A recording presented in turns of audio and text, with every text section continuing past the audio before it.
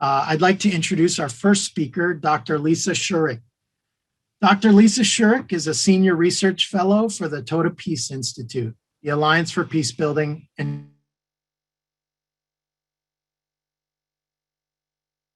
she is the author of 11 books, including Designing a Comprehensive Peace Process for Afghanistan and The Ecology of Violent Extremism, Perspectives on Peacebuilding and Human Security. As a practitioner, Dr. Schirch has facilitated and participated in the design of national peace processes in Fiji, Afghanistan, Israel, Palestine, and several other countries. So without any further ado, ladies and gentlemen, I will turn the floor over to Dr. Schirch. Lisa, thank you so much for being here today. The floor is all yours. Great. Thank you so much for that introduction. I'm happy to be here. And I wanted to let everyone know up front that I'm going to stop several times during my presentation to take questions on the content that I've presented to that point. So I have about 40 total slides, which is 10 points on human security and civil military coordination in gray zones. And so after every few points, I want to stop and see if there's questions of clarification. I'll take some questions. So right from the very beginning, if you have any questions on what I'm presenting, please put those in the chat, and we'll be taking those questions as we go along. We have an hour and a half for this session, so we have plenty of time, I think. I'm going to bring up my slides and begin just to make sure that everybody can see. I'm going to assume everyone can see what I'm showing you here. Yep, they look great. All right. Okay, so just a little bit of background. I've been working in Afghanistan, Iraq, various parts of Africa for over 20 years. And a lot of my work over the last 15 years has been relating to security forces, both the local ones and international forces. So for about 15 years, I've been training different parts of the US military, as well as NATO at the Civil Military Center of Excellence in the Netherlands, about sort of the best practices of relating to civil society. And I'll go into what I'm talking about throughout this presentation. So the first point that I want to get across is really what we're talking about in this gray zone seminar, but is being discussed all over the world, are all the new security challenges. So military leaders around the world are recognizing the need for new approaches to relating to civilian populations. Some are referring to this as the human aspects of military operations. In part, this is because of the democratization of violence. You can say the democratization of violence is the spread of weapons, the spread of non-state armed actors, large and small violent extremist groups. To be able to respond to the scale of those threats, we also need to think about the democratization of peace and security, meaning thinking about what are the roles of community leaders, whether they be religious leaders, factory workers, artists, women's groups. What are all the different aspects of society that can contribute toward peace and security? Because it really takes an entire country to be safe and secure. And so that whole concept of human security is this idea that the people themselves know when they are safe and when they're not safe. And that perception of safety is going to shape then how military forces are viewed, which we'll get to later in this presentation. So everywhere around the world, military and police are adding courses in the social sciences, which have to do with civilian populations and conflict prevention, negotiation strategies, and that concept of human security. So this reflects really the growing recognition on the limits of military solutions to problems that are often fundamentally about political and economic governance in various parts of the world. I want to start off by telling you a story from Kenya, really an example, a kind of case study. So in the last several elections in Kenya, there's been the threat of electoral violence or actual electoral violence. And what is interesting is what we call the whole of community response to that threat in order to prevent actually the wide-scale mass violence that was very possible. And so various parts of the Kenyan society have been active in playing a role in preventing that violence.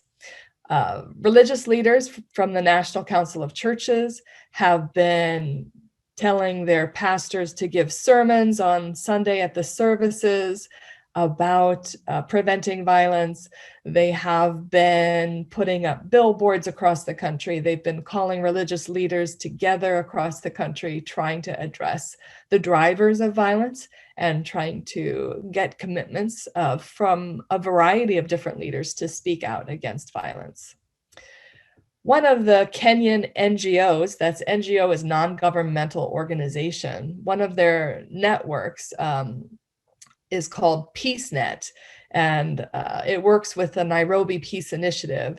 And they are just part of a wide group of peace-building organizations at the local level who are using mobile technology to end violence. And our next speaker after myself tonight will be addressing the roles of social media and mobile technology, I believe, as well. So during the election, this organization set up basically a platform on mobile phones so that local people could report outbreaks of violence across the country. And that information then would go to the police, and so that there could be much more coordination between civil society, community people who are seeing violence break out, and the police response to that violence. But in addition, there were these rapid response teams that were set up by the UN Development Program. And these peace teams were also getting the information about where violence was breaking out so that they were able to go more quickly, often, to the site of the gang or the group of people who were starting the violence and try to defuse and de-escalate the tension. This kind of model where you have religious leaders, you have UN, you have police and security forces and civil society groups like these peace teams is happening now all over the world. And what I'll be talking about tonight is really how do you make this work so that you can actually get the kind of nonviolent settlement to the conflict that they were able to achieve in Kenya. So the second point is that civil military coordination. There's sort of a very old school approach to this. And my work over the last 20 years has been trying to figure out what are the best models, best illustrations of where civil society groups and military and police groups have been able to communicate with each other, coordinate with each other in this whole of society approach. Because again, really human security requires everyone finding their role and really listening to each other and having relationships with each other. So for about 3 to 4 years, I was working in Afghanistan between 2009, 2012, about those years. And I was working with Afghan civil society groups who had decades of experience mediating tribal land conflicts, water conflicts, all types of local conflicts in the country. And this civil society peace-building organization was doing some very innovative work on several areas that were relevant to the International Security Assistance Forces, ISAF. They were, for example, conducting ongoing conflict analysis. So what's interesting is that the US military was conducting conflict analysis. They were that human terrain teams going out to villages, asking people what's driving the conflict, what are the local grievances. They had USAID, the International Assistance Program for the US, also going into villages in Afghanistan. And this Afghan group also had their own team. So I was able to sort of look at 3 different researchers going out to the field, going out to villages and asking very similar questions. And often villagers would tell them 3 different things. Because when a researcher who's not from your village comes to your village and asks you questions, you have you might have fear about what they want to know and what you might tell them and if it might endanger you. But on the other hand, if it's USAID, if it's a development organization, you might think, well, if I tell them it's really bad, maybe they will come build a school, build a bridge, build a health center. You might be thinking of the aid you can get if you answer the questions in a certain way.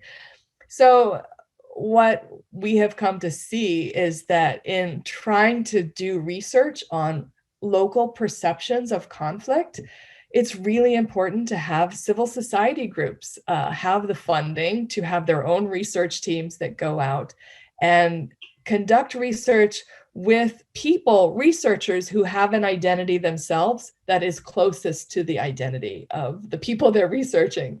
So for example, there's 4 main ethnic groups in Afghanistan. And this organization would always pair somebody from the same ethnic group as the village. So it was an outsider who lived in Kabul, but it might be somebody whose uncle or grandfather lived in that village or the next village over. So you got this sense of trust in the researcher that wasn't there with the international researchers. And yes, they got really different answers in terms of what was driving the recruitment of the Taliban at that point. And yeah, I mean, this is the problem with research, that the identity of the researcher can shape so much the answers that people will give you. And so this is a place where civil society, and sometimes it's universities. I taught at Kabul University for several years as well. And their students were also going out to villages and doing research. And in general, these kinds of partnerships with universities and NGOs who are also concerned about peace and security, also trying to get to the perceptions of the public, can be very helpful. In the Congo, in DRC, another peacebuilding organization called Schirch for Common Ground does some really interesting civil military work by providing training to military officers in human rights and facilitating a military committee to monitor and track human rights violations by soldiers. So the DRC government had made a commitment to have fewer human rights violations, and they needed a partner in civil society to help them achieve that goal. And so this international peacebuilding organization was the partner with the government there to both train and monitor the human rights violations. The third point is this focus on what we call local ownership. In the fields of development and humanitarian aid and in peace building, this concept has been enshrined in a variety of different international agreements. And it's the primacy of local people being the leaders and the owners of the solutions that are implemented on the ground. So for example, you may have heard the term community engagement and local ownership in regards to new humanitarian guidelines around the world. For security, it's a little bit different, but it's the idea that security is a public good and local people who are the consumers of security. Security is supposed to be protection for the population. Those people need a voice in how security operations are carried out and how they're affected, and giving feedback in whether they perceive their safety to be increasing or decreasing with the presence of security forces. For the US government and the goal of democracy, we see that as both a means and an end. So we support democracy by practicing it in all aspects of how we interact with local populations. So the people impacted by policy should have an opportunity to help shape those policies, resulting in the ideas of consent and legitimacy, which I'll talk more about in a little bit as well. All right, so before we go any further, just want to give you a visual of the variety of types of civil society. The definition of civil society is any sort of social organization outside of the state and the business sector. So it's everything from religious groups to artists to labor unions to universities. Some people would put the media within civil society. There's all different sectors of society that create their own organizations that contribute to human security. There's also sort of three different types that may be more relevant to security forces, and that is there are large international organizations. Some of these are like CARE, Mercy Corps, Search for Common Ground, I mentioned, Catholic Relief Services, all these kinds of international non-governmental organizations.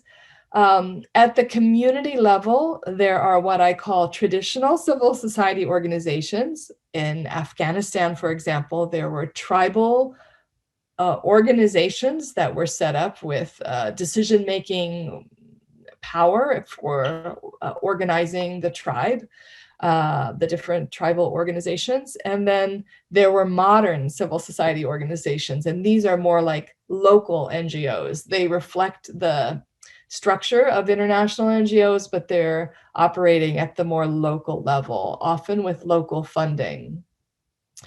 And social movements, women's protest groups and that type of thing would be sort of in this sector of civil society.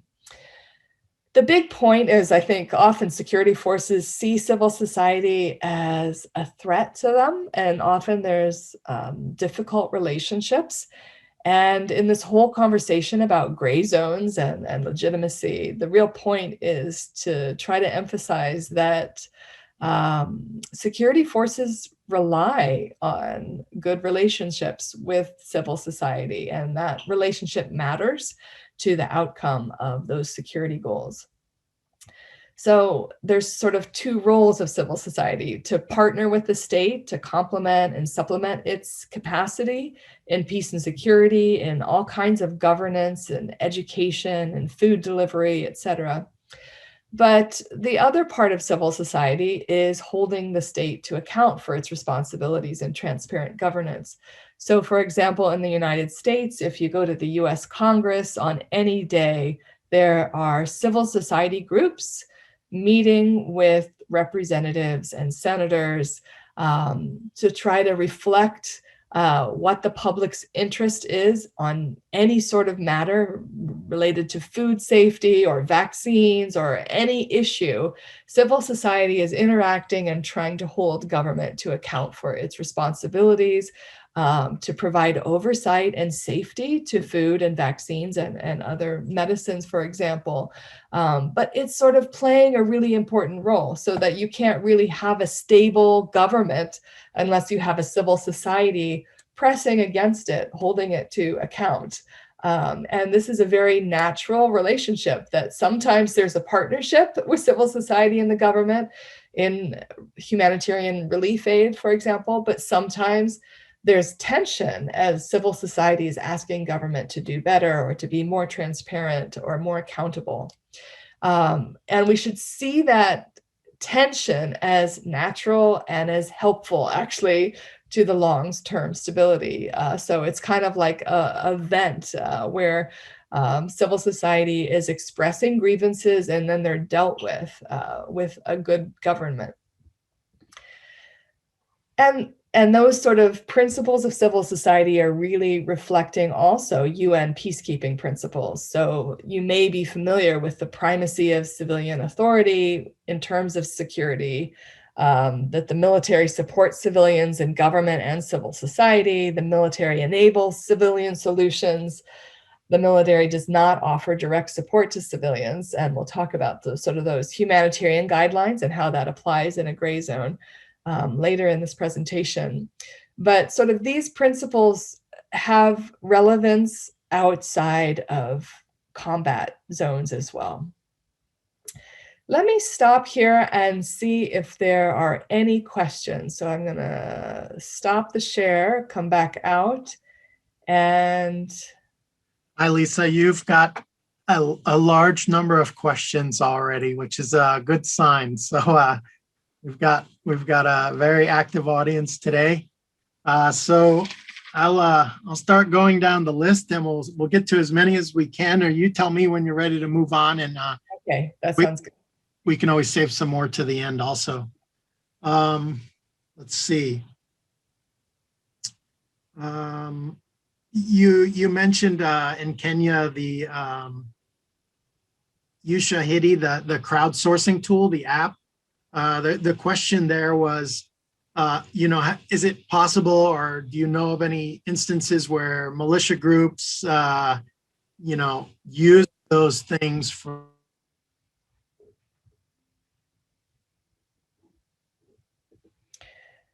You're frozen for me, Lumpy. You're frozen for me, so I can read the question myself, but I think there is. Is that any better?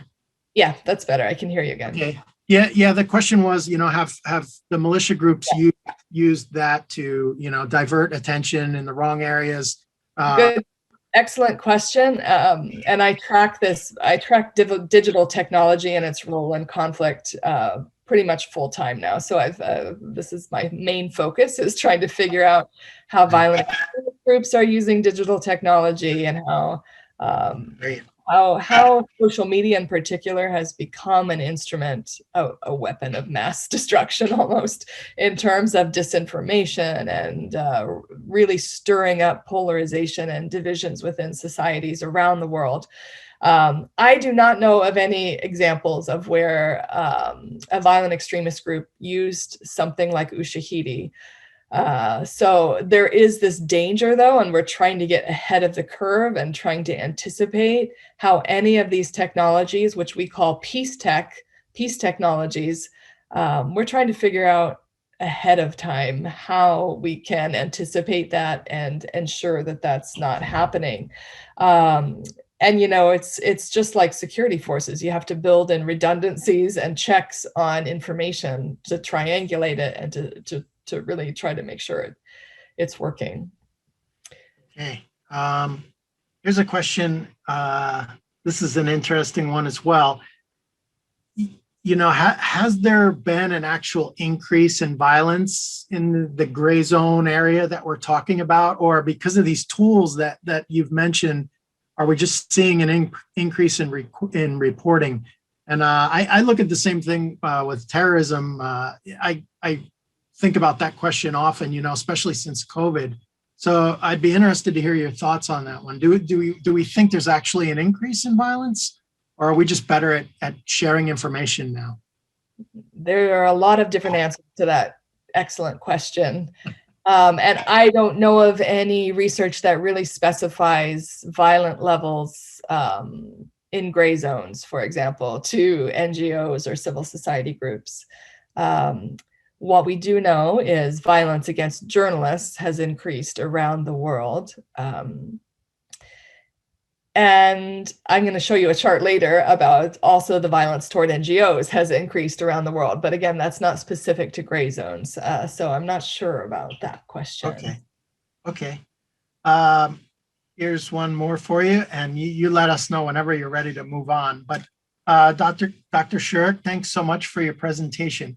I wonder if you could share a few additional thoughts on the connection between having legal clarity and capacity to enforce the ownership of natural resources like land, marine, fishing, and human security. Any thoughts on this one?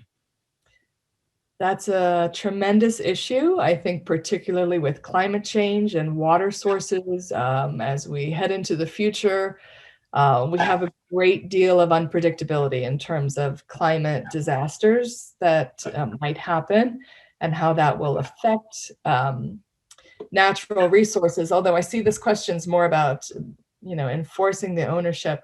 I don't really have a strong response. I know that there is ongoing research by the Dutch government in Indonesia on this question, because the rainforests are being cut down, which is mostly on indigenous land. They're being burned, creating pollution that's flowing to other countries. And of course, it's a disaster for their environment. So it's an excellent question. It's not my area of expertise. Yeah, understand that, and that's an interesting one too. It's one thing we look at here pretty often at APCSS because it seems to be very regional, depending on how reliant your country or region is on natural resources. You see a lot more activity making those connections to human security, right? Or other areas that seem to be doing well or not so worried about going under the ocean in a few years. Don't spend a whole lot of time on that issue. Thank you. Yeah. How about this one? What role do you see emerging technologies such as premise, IST research, and other data collection tools that measure sentiment in semi-denied and denied environments play in advancing our understanding the effectiveness of civil society and ultimately our decisions and policy?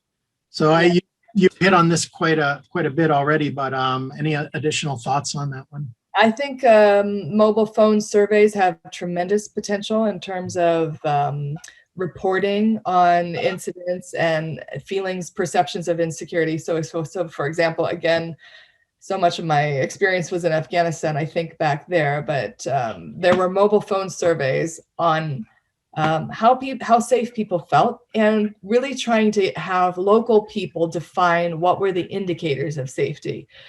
So I think this would be very applicable, for example, in gray zones, because it has to do with, do people feel safe riding the public transportation, the bus?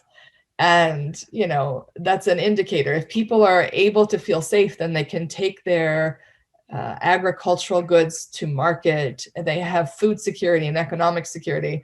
But if the bus is threatened or breaks down, or there's something happens, it's sort of at the center of so much of the rest of their human security. So it's you start really seeing security from the perspective of local people if you can do those mobile surveys and really get a ground view on how people, what makes them feel safe.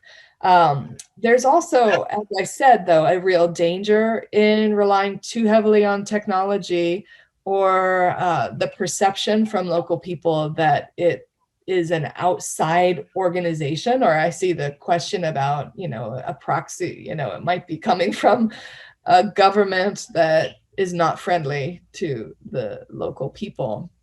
And so there is a tremendous amount of conspiracy and a really difficult level of disinformation around the world in terms of, how well people will answer these questions, and how honestly we are in a whole new world of disinformation and conspiracy theories, just even in the last couple of years, that are being spread primarily on social media and digital technologies. So I would have been more confident answering this question 5 years ago when there was mostly a more positive view. Yeah, that's interesting because it's almost become cliche, right, that we say locally owned solutions to problems, but the truth is we really have to pay attention to that, whether technology is involved or not, right? And as we talk about gray zones, it's all about influencing populations, right? So I could not agree with you more that the solutions need to be bottom up as much as they can be anyway. Okay, it looks like you're ready to move on, man. And we will hold the rest of the questions, and if we have time at the end, we'll get to them. So back to you. Thank you.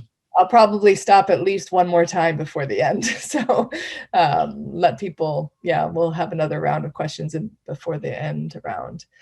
So the fourth point is really just this whole goal of trying to build trust between security sector, security forces, and civil society. And again, by civil society, I'm talking about international NGOs, local church groups, local mosques, etc. And we're all sort of working and living in the same, what would be called from a military point of view, operational environment. And we're facing similar challenges often. And I think what's important, as I've said, is that no one group is able to bring about peace and security. So this sense of everybody has a role is important. So that different actors are each contributing a piece of the solution. Often that has been difficult, especially over the last 20 years, because of the stereotypes and the sense of being at odds with each other. We have had few opportunities for interaction and joint learning, which is part of my commitment to always show up at events like this and try to explain more the civil society perspective, just because having been in many war zones and many gray zones, the relationships are often so fraught, and we really need to be thinking of trust as a bank account. And so building trust between security sector and civil society, you want to be making deposits in that banking account over the years to build up legitimacy and the trust that you might need in a more difficult situation. And so things like joint learning, which I'll talk about more and later in this presentation, are great events to build relationships, to exchange phone numbers, to set up these informal and formal communication channels. This last point, our lack of knowledge of each other really makes coordination difficult. So making deposits in the security account, the banking account of trust between civil society is important. Now, having gone out to many different military bases around the world, I know that there are lots of negative stereotypes of NGOs and civil societies. Some of these terms in orange are what I often heard, that NGOs were clogging up the battle space, that they were communist sympathizers, or kind of belittling their intelligence by calling them implementing partners. Most local NGOs would see that as an insult, actually, because they are quite sophisticated. In Kabul, for example, the Afghan peacebuilding organizations I was working with had Afghans with PhDs in security and peacebuilding. They had been working for decades, mediating land conflicts, et cetera, like I said. So to think of an Afghan NGO as an implementing partner, whereas sort of somebody else is going to dream up what the project should be about, and then they're going to hire a local NGO to implement that, is demeaning, and it's really underestimating, and it's just not strategic, because it doesn't harness then all the local knowledge that those NGOs have. And then the last term, force multipliers, is kind of just seeing, NGOs as assets rather than as independent, and as their independence is important to the military as it is to the NGOs for their safety, that the only way civil society can make a real contribution to human security is if they are seen as independent and they are not seen as puppets for anybody else's goals. So yeah, some of the perceptions then are, the reality is that NGOs are working in communities before and after military presence in many cases. Civil society contributes to long-term stability by addressing complex issues of local perceptions of justice, the slow work of peace building in divided societies. So this takes decades to deal with divisions within societies, trying to prevent violence from breaking out in a place like Kenya. And NGOs are really able to contribute most when they are respected and listened to as those independent actors and not as contractors trying to implement other people's ideas. Over the years, as I've spent a lot of time with military personnel in different countries, what I've realized is we have a lot in common. We actually have more similarities often than differences, especially for NGOs who are doing peace and security work actively. So we view ourselves, both the military and NGOs, we view ourselves as providing a service to others. We take risks in our work. We make personal sacrifices to be away from home, really in service of others. We all have to handle complex challenges, logistical challenges. We're juggling a lot at the same time. And all of us have a set of principles that guide our work. So in every NGO that I've worked in around the world and in more than 25 countries, if you walk into the NGO, they will have their principles that guide their work on the wall. And if they're a really good civil society organization, they're very transparent about their money, where it goes, and they have boards of outsiders who are overseeing their money, and they're accountable to the local communities that they serve. So if you want to know whether a local civil society group is trusted, you ask local people whether they trust that organization and what kind of reputation it has. Because some have very good reputations and others do not. And so, yeah, it's important to sort of judge every group by the trust that they have with the local community. I want to tell you about some examples of civil society security force coordination, and I'm going to start in the Philippines. Historically, the two groups, security forces and civil society, have viewed each other with suspicion, making the peace process difficult. What we call a theory of change is an idea about how to change that challenge. So how to improve the relationship between security forces and civil society. And about 15, 20 years ago, some key military leaders and some key Catholic peace builders in Mindanao made a plan together. They got to know each other first personally, and they decided they would do joint training in negotiation and mediation for police, for military, and for a variety of different civil society groups. That included journalists and church leaders, the local Muslim organizations. And so they sort of had this multi-stakeholder group of people in the training on how to do negotiation, how to diffuse local conflict.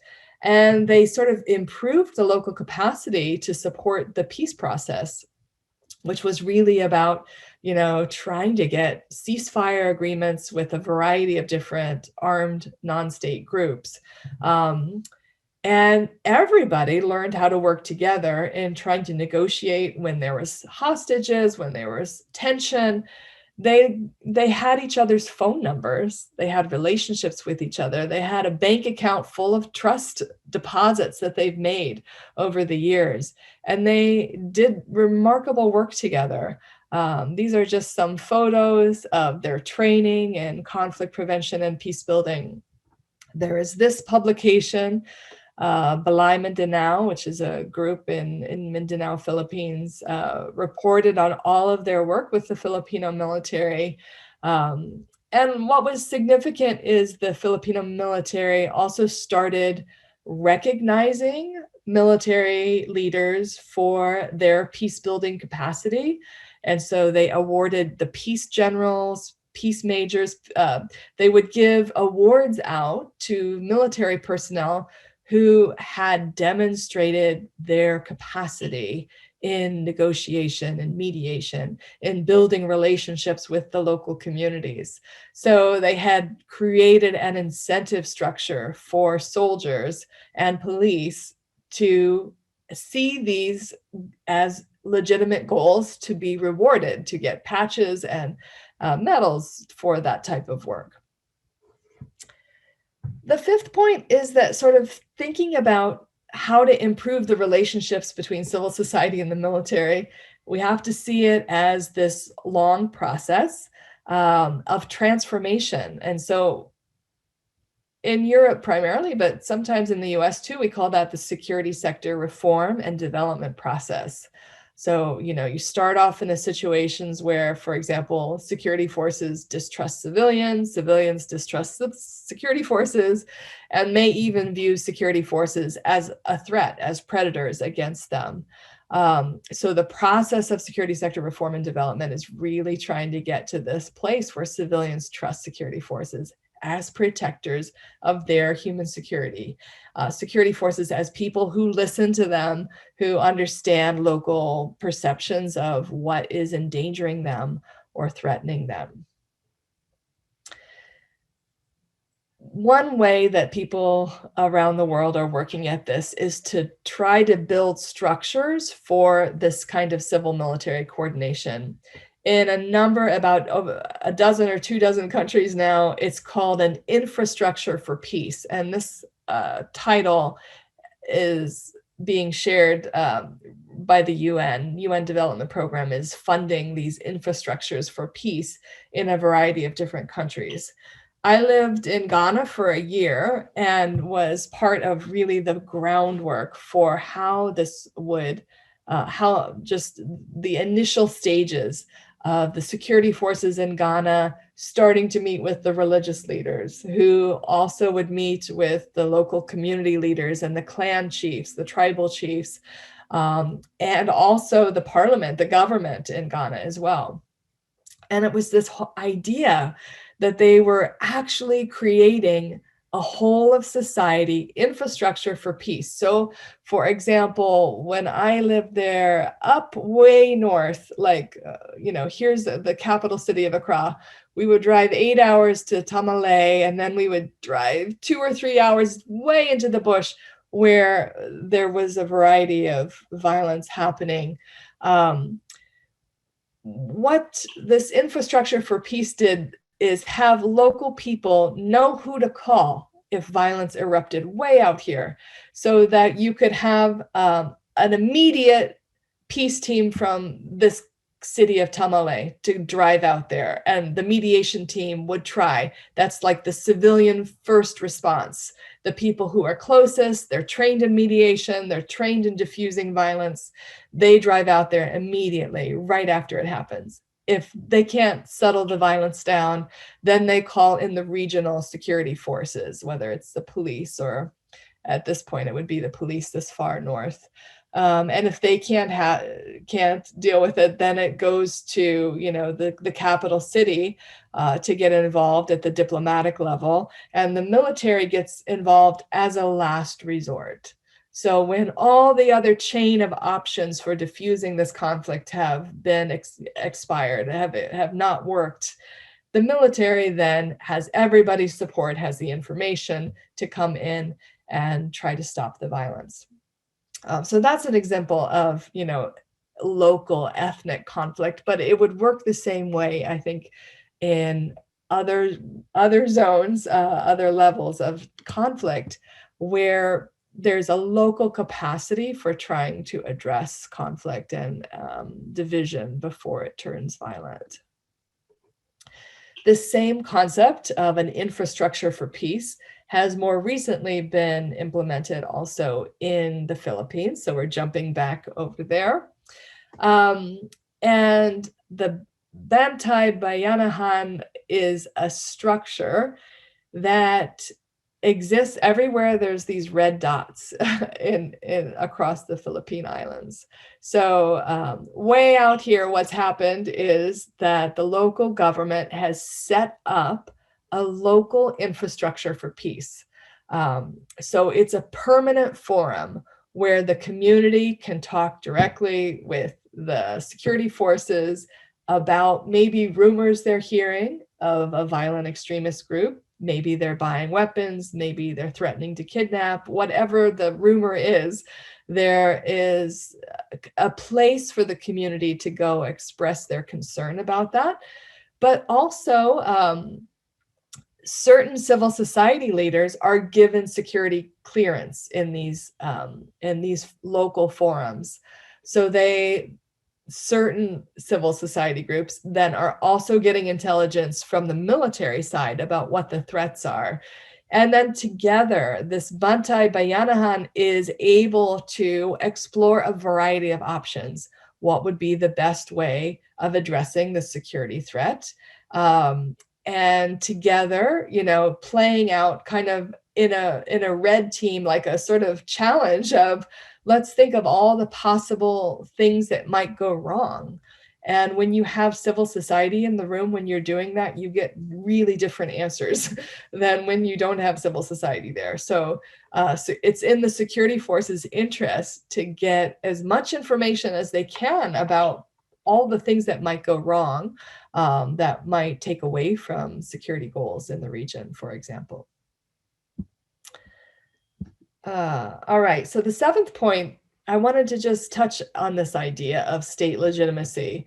So as I was teaching this content at different military academies over the last 15 years, it really became evident that a lot of security forces focus on this green area, that legitimacy comes through the monopoly of force, which is historically how the state system evolved.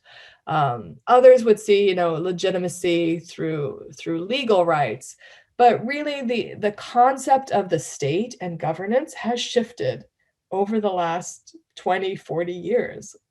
Whereas, people in the population are expecting things from the state, that the legitimacy does not just come from the state having the legal title of state government or the monopoly of violence, a standing army.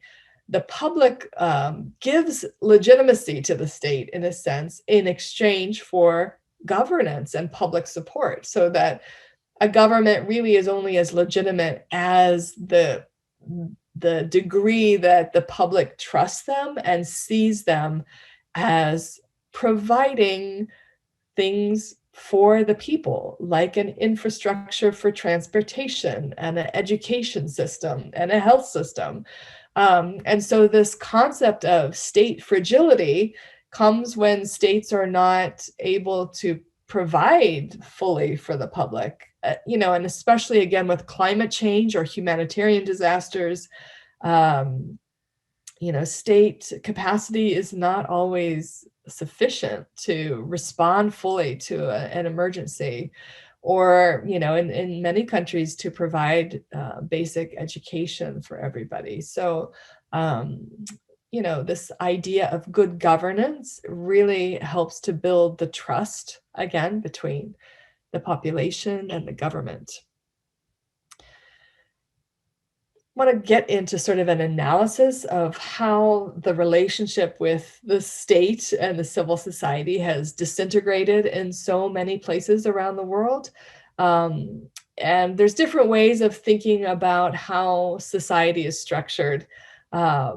Civil society tends to think of society in these three circles. You have the government, you have the state structures, you have private business sector, the marketplace, and then you have everybody else who's organizing to educate their children, to feed their families, to get healthcare, to meet their basic needs. And so, we're trying to think in terms of peace building is, how do we create a harmonious system where the business sector, the government, and civil society are really all on the same page.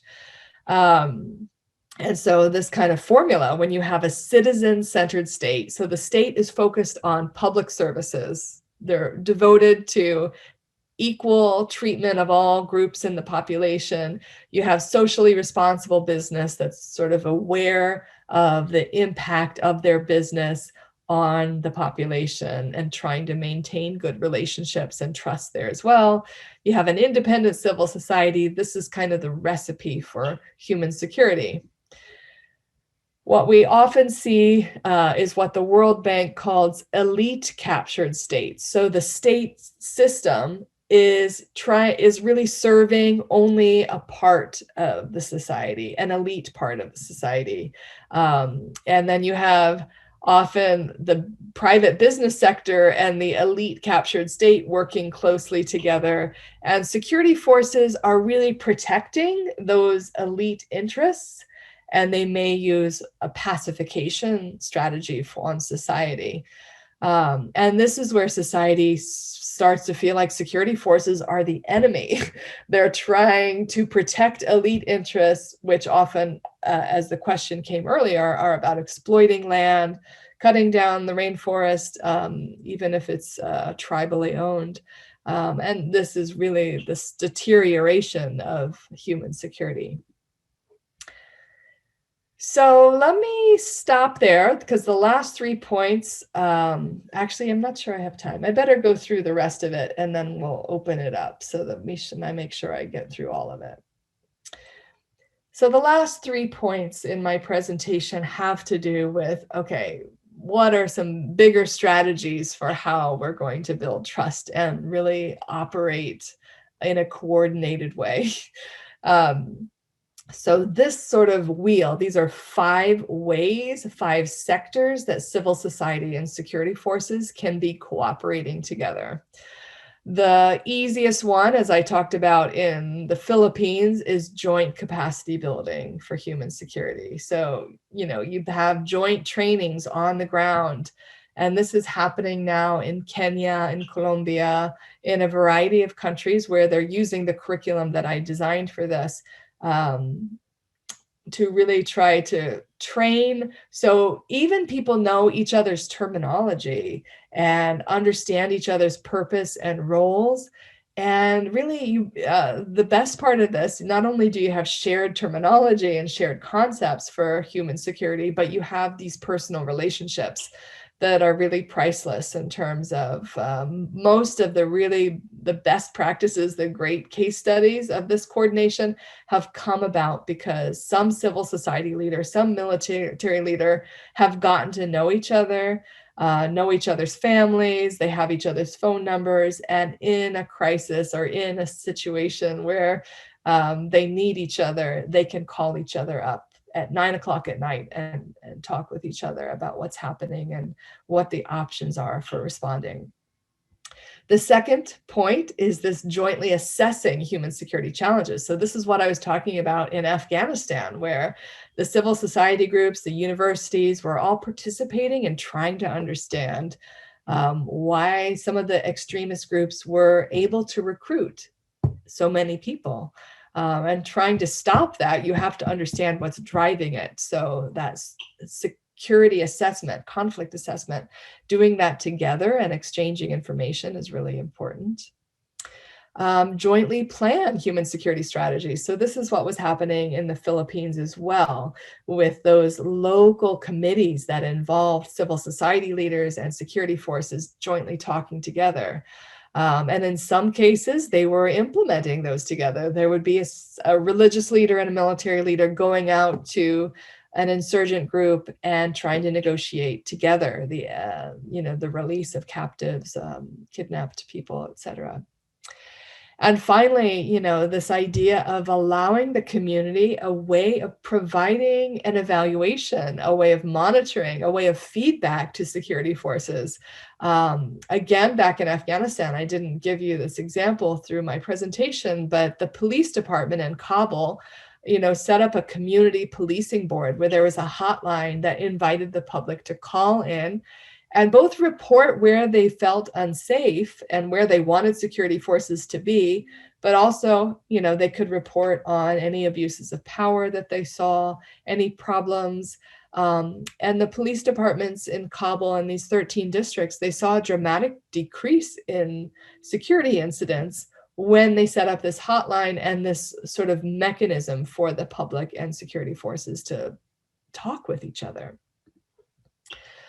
So everywhere around the world now, this idea of how do we get civil society to sit down with military, police, security policymakers, do a joint analysis to understand the drivers of conflict, and really look at that sort of joint discussion of appropriate strategies to foster human security. So civil society organizations, I said, are providing training and coaching and just expanding the number of options that may be thought of by security forces and how to respond to a certain situation. Okay, it's 7 o'clock now. I do have 2 more, but I want to stop here because the last 2 really have to do with operational requirements, and it's a little bit on a different topic. So let's see what kind of questions we have here. Okay, sure. I'll pitch a few to you. And just one request from the audience. If you happen to read some of the questions yourself, just read them out loud first before you answer, because not everybody can see all the questions themselves. But Okay. so here's one for you. Have you observed any state actors trying to influence, as third parties trying to influence over NGOs, either to distract from objectives or influence objectives? I know you mentioned how important it is for NGOs to remain, non-aligned, to maintain their legitimacy, but have you witnessed that at all? It's a great question, and it usually comes in with the funding. So this is a big problem for civil society, that the funding is not always independent. The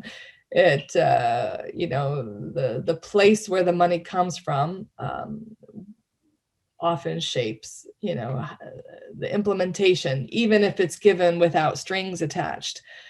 So it's very difficult for NGOs in particular to figure out, often they're turning down money. Most of the practice that I've seen is that different countries around the world will offer money to NGOs, and the NGO will decide, we can't maintain our independence if we take that funding. And so even if there's no strings, even if, there's a promise of, you don't have to do something, you know, the perception that a foreign government would try to influence a local population through an NGO is huge, and it damages the legitimacy and the reputation of NGOs all the time. So there's certainly NGOs out there taking money. It's, again, this question of what relationship do they have with the community and how well trusted are they? So that's a great question. Okay. We've got quite a few audience members from the Philippines, and they were glad to hear your examples. I've spent quite a bit of time there too, and there really are so many fine examples there of, and of course there's still challenges, right? But there's so many fine examples there of defense, the military integration into the peace process. So you've got a big fan club out there. Thanking you for citing them as a good example. Here's another question for you.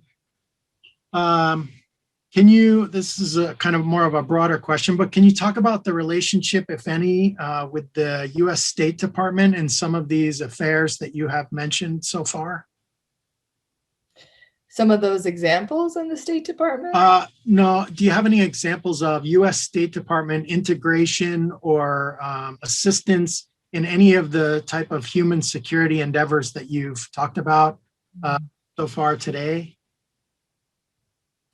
I guess the question is, it's getting to, how are we filling that nexus, like from the United States government point of view?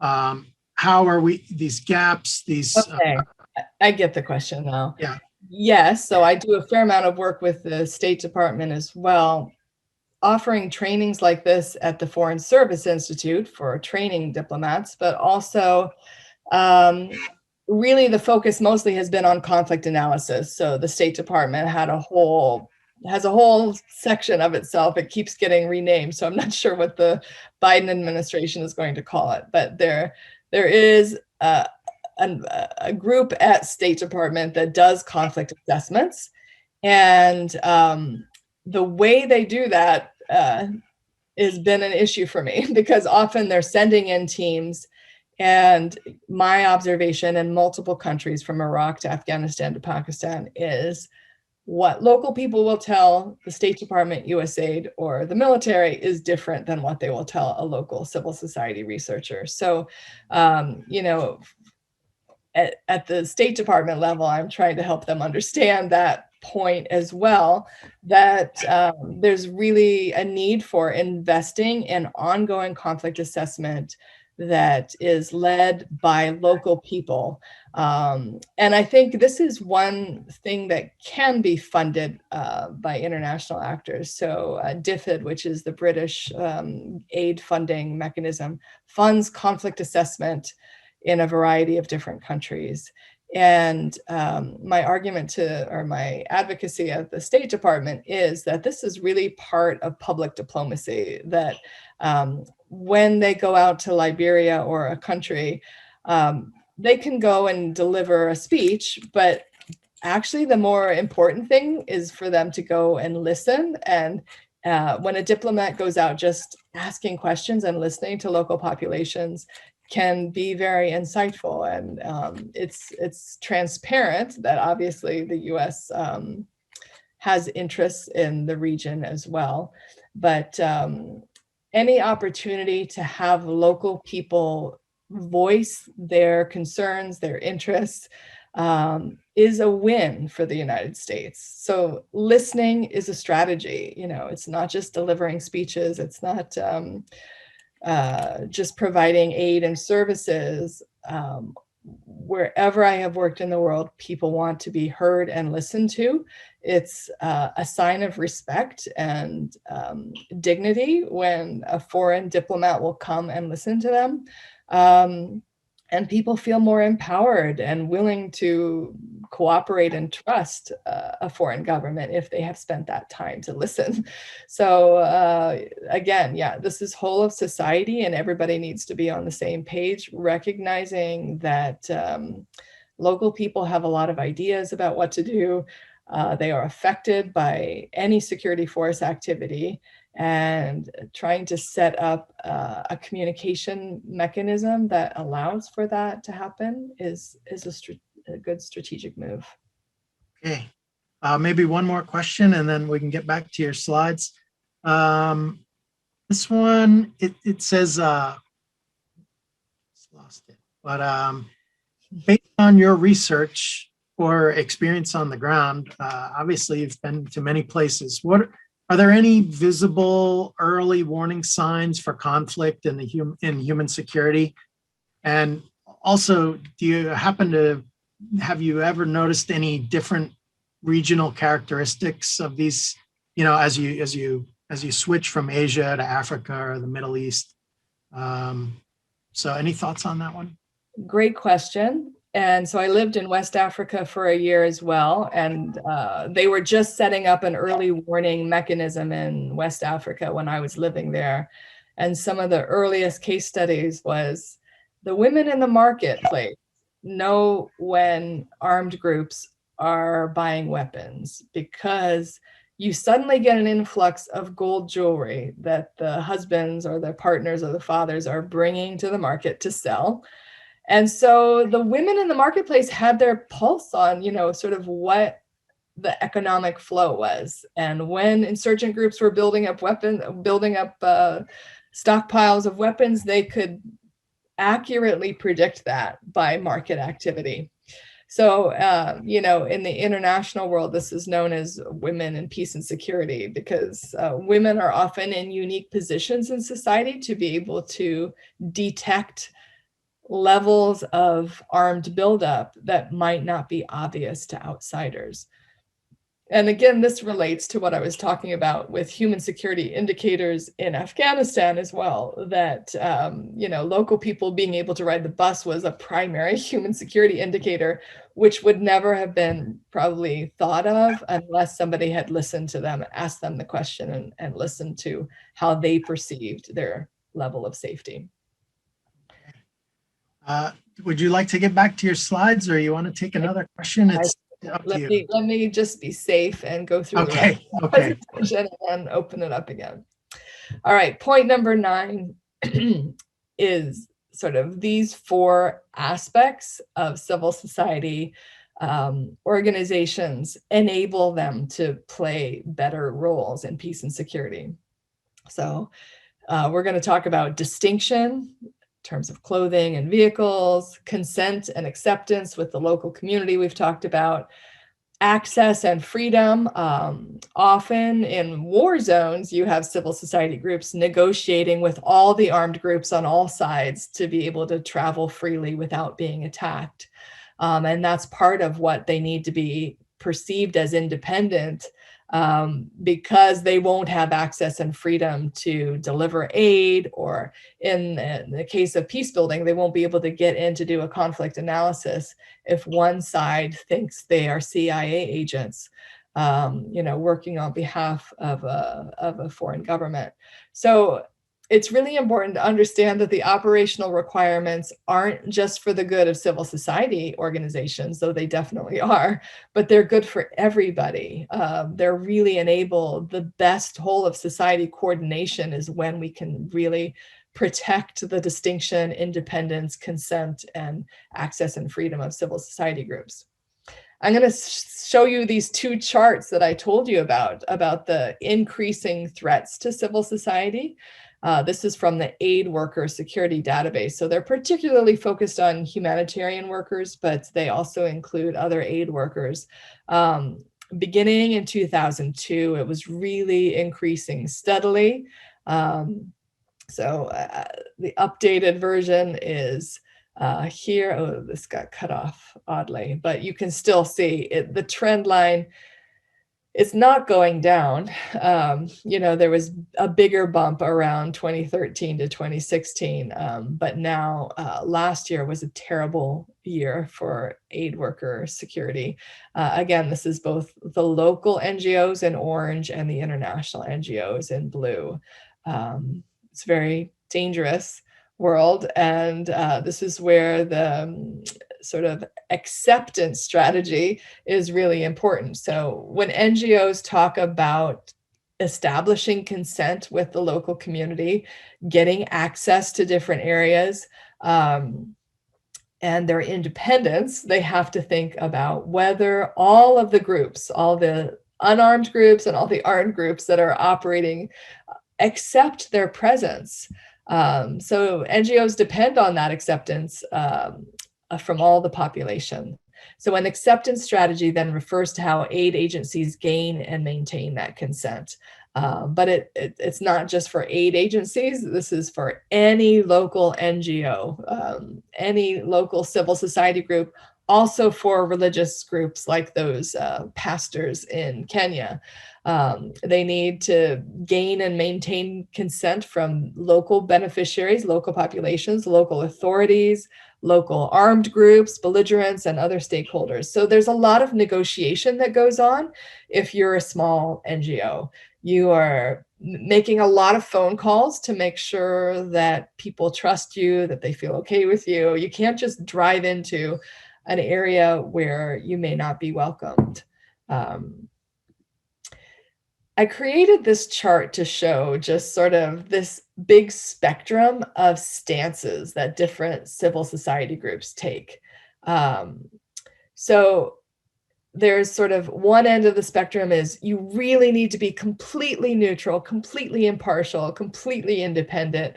And the other side, you're very partial to one side of the conflict that's happening or the division within society. Over on this end, you have humanitarian organizations, diplomatic and mediation efforts, peacekeepers over here. In the middle, you have development agencies and multi-mandate NGOs. So this means they might be doing some humanitarian work, but maybe they're doing literacy work. They might be doing peace building, peace education, or they might be facilitating dialogue between different groups. They still need a fair amount of independence for people to trust them to play those roles and to give them access. Over here, you have government civilian agencies, State Department, USAID, DFID, et cetera, with explicit political goals. So they are working for the state. They are not in any sense neutral, impartial, and independent. And you have private contractors over here too. And the point here is that over here on this end of the spectrum, it's accepted by all communities and armed groups.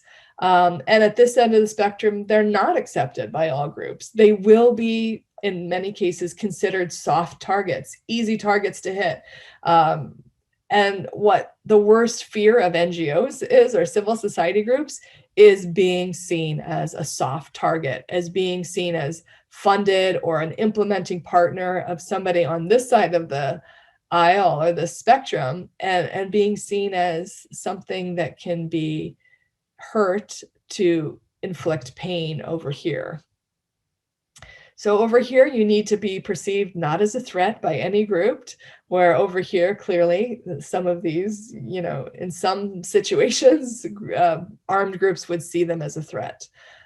So you don't want to be targeted, and you need to maintain this sense of some kind of neutrality, impartiality, and independence in order to do any of your work. So in closing, so the 10 principles of civil military coordination, we've talked a lot about creating opportunities for military and civilian personnel to train together, to participate in exercises together, to address those stereotypes, learn terminology, meet people who will be in a shared operational environment, learn each other's organizational culture and goals.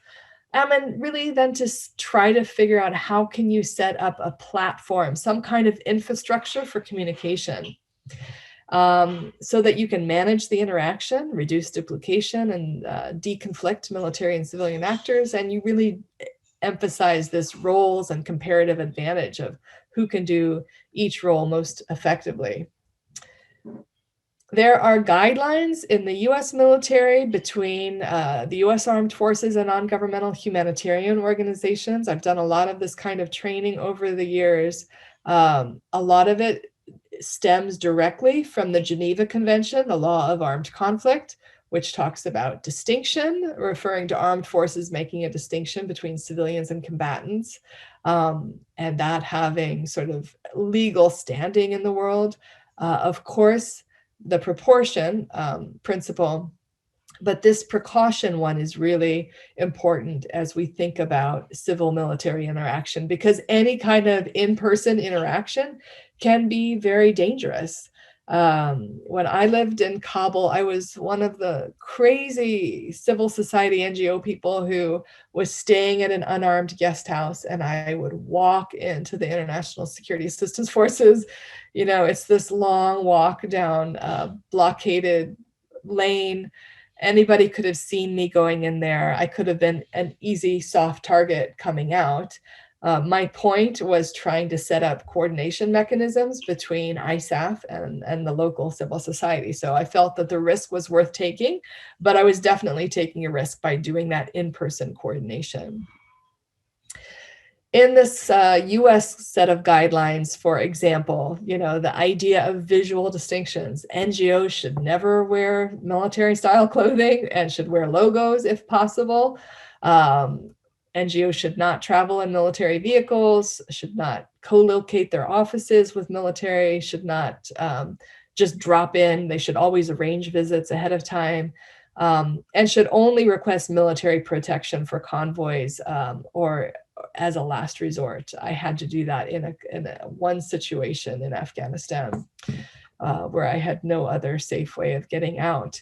But I wanted to say here, this is really important for international NGOs. And at the local level, of course, civil society, not every women's group or religious group has their own logo or patches to put on their clothes. So it's very difficult. You see how, civil society, for the most part, just wears civilian clothing. And it's very difficult to tell them apart if the military is not using some kind of locator on themselves. The same guidelines are for military forces in terms of visual distinctions, arranging visits to NGO sites by prior arrangement, avoiding the use of partner or force multiplier terminology, recognizing we have different missions. Sometimes those missions are in conflict with each other, and recognizing the potential security impacts of NGOs losing their perception of independence.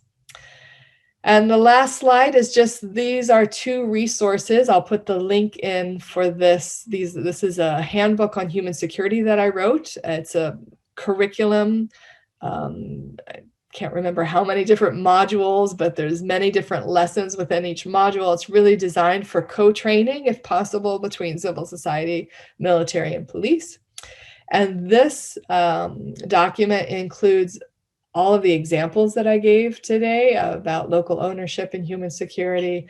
It's just full of case studies of positive peace-building approaches to civil-military coordination.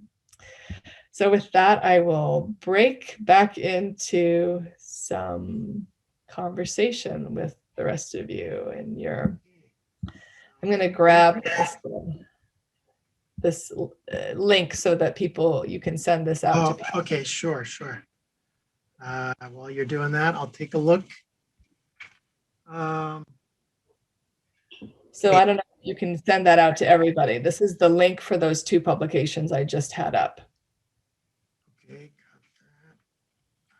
Let's see. I will share that with everybody here. Well, let me take this last question while you're doing that. Yeah, so sure. If you could read it out loud first. I'll read it out loud. The NGOs have become part of the problem due to the following reasons.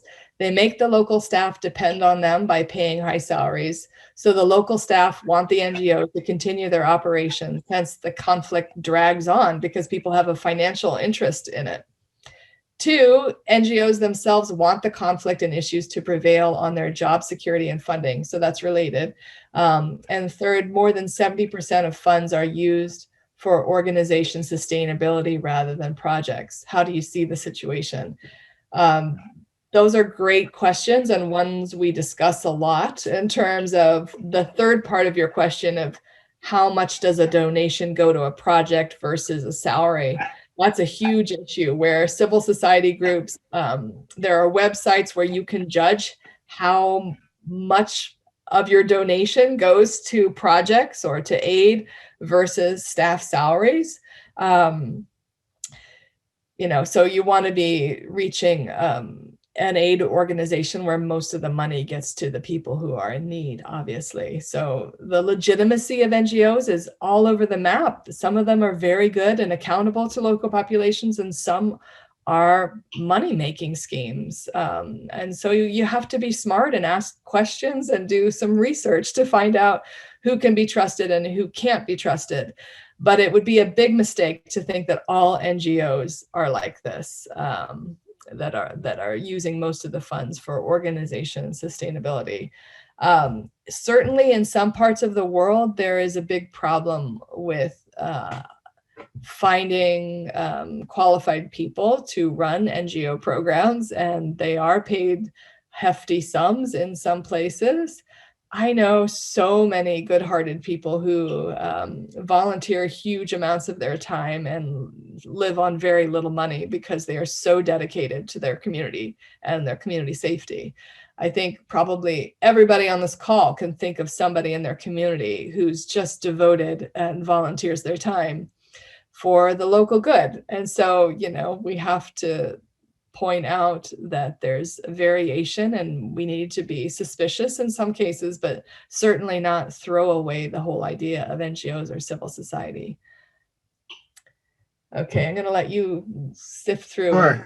Yeah, okay.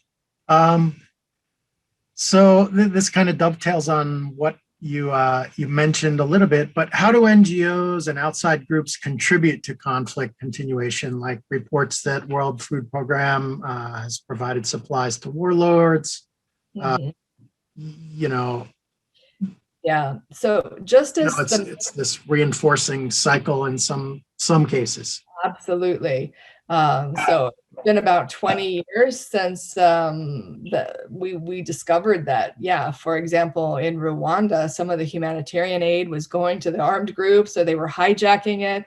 And certainly humanitarian aid can be siphoned off and end up in the hands of armed groups. And over the last 20, 30 years, there have been all kinds of layers of protection to ensure that that doesn't happen.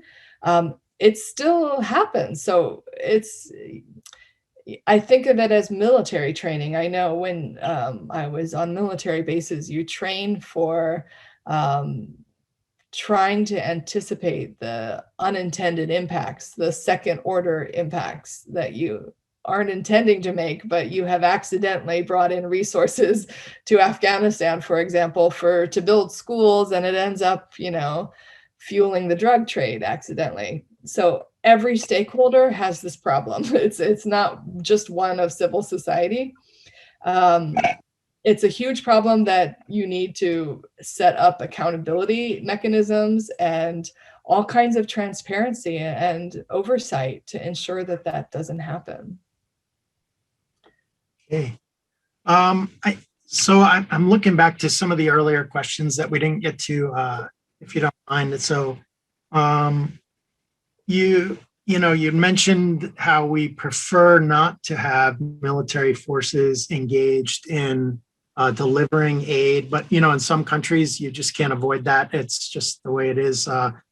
They don't have other resources or programs or organizations that can do that. Do you have any thoughts or recommendations for those nations where you do have to use your military to get involved in handing out aid? Yeah, so there have been some very significant cases where NGOs and the government would never have been able to have the logistical capacity to deliver aid. After the Haiti earthquake, the US military provided an essential service and just even helping to coordinate everyone and create forums for that. So yes, certainly in a disaster situation, in an intense war zone, the military is going to have some roles for humanitarian aid. It's important to follow the UN guidance on that. The UN guidance is there not to be ridiculous. It's there because of bad examples of what happens when that guidance hasn't been followed in the past. So it's trying to, in a complicated, complex humanitarian emergency where there may be armed conflict and an earthquake or a famine, it requires a lot of, again, communication and trust. And the more you have at the beginning of that humanitarian crisis, the better off you're going to be in trying to figure out how to work together in the midst of it. Okay. Duan, you've got your video on. If you could turn that off, please. You're coming up soon, sir. All right. Lisa, here's another one. So, and the African Union is cited as an example here, but where you have organizations that are trying to do good, but you have multiple nationalities, and sometimes there's conflict among those nationalities. Sometimes the countries involved have their own agendas, and it creates additional problems and friction within those organizations. Do you have any observations or thoughts on situations like that? Yeah, even more complex, I would say. I think throughout all of this idea of having some kind of infrastructure, some kind of communication format that doesn't rely in the midst of a crisis of trying to get people together, because in the midst of a crisis or violence, that's the most difficult time to try to build relationships or to be in the same place to do something. So this is, you need to be forward thinking in terms of thinking of possible contingencies where you would have multiple governments, multiple security forces, very diverse civil society. How can you set something up ahead of time that's going to create an opportunity for getting on the same page or understanding the different institutional cultures of different groups? Does that answer that question? Yeah, I think it does. And, you brought up so many examples from the African continent. It's interesting because, we teach here on security sector governance, reform, development. And a lot of the examples we provide of, good initiatives and examples come from Africa. In fact, it's just, of course, there's still challenges, but there are so many good examples there of SSG or SSR. Yes. Yeah, it's a great case study, or many case studies. Mm-hmm. Okay, so Lisa, so we're coming up on to our last few minutes, and I will just leave the floor open to you. First, I'd like to just say thank you again for being with us here today. It's been a great experience, and I know the audience is, you can always tell when the audience is engaged and excited because we get more questions than we're able to answer. So I just want to say thank you again for joining us, and I leave it over to you for final thoughts. Yeah, I see that I'm out of time, but and I'm sorry that I didn't get to answer everyone's questions, but hopefully that link that was provided to those documents will try to answer some of them. I mean, I see a lot of critique of NGOs, absolutely, you know. I think every stakeholder deserves critique and it needs to be held to account. Everybody, the government, security forces, NGOs, civil society. So we all need to be accountable for the outcomes of our actions and to try to do the best work that we can do. But I think, you know, trying to not put a blanket negative view on civil society is in your own interest if you're a security force, because I really think there's some amazing examples all over the world of how coordination is working and is improving human security for everyone. So thanks so much.